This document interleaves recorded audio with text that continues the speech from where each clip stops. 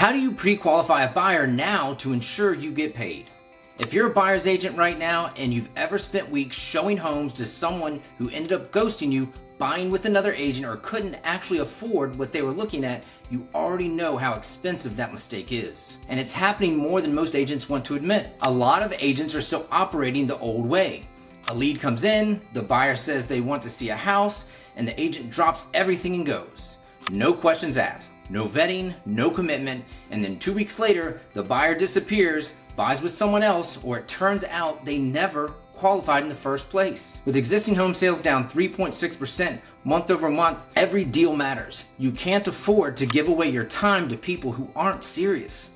The agents who are consistently getting paid right now aren't the ones showing the most homes. They're the ones who qualify before they show. So let me show you how to pre-qualify every buyer before you invest your time, so you know you're working with someone who's serious, ready, and committed. First thing, are they financially ready? Before you show a single home, you need to know if this person can actually buy one. That means asking directly.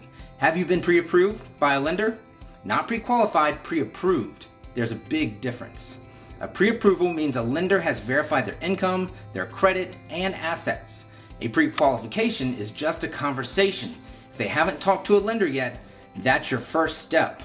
Connect them with one before you do anything else. And in today's market, sellers frequently require a pre-approval letter before accepting your offer. If your buyer doesn't have one, you're not just wasting your time, you're wasting theirs too. Second thing, are they actually serious?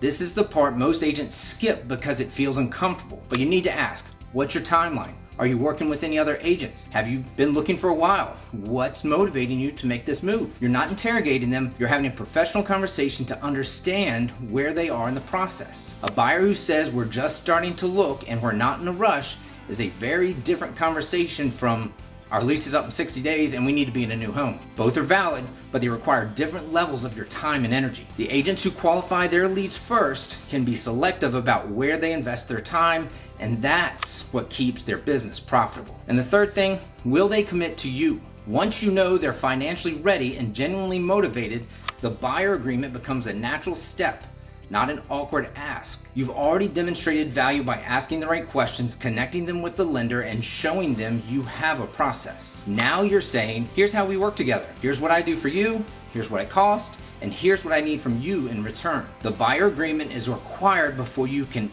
even tour a home together. But the agents who struggle with it the most are the ones who try to get it signed before they've built any trust. If you do the first two steps right, the agreement is just the natural conclusion of a professional conversation. If you have any questions about how to do this the right way, give me a call or shoot me an email.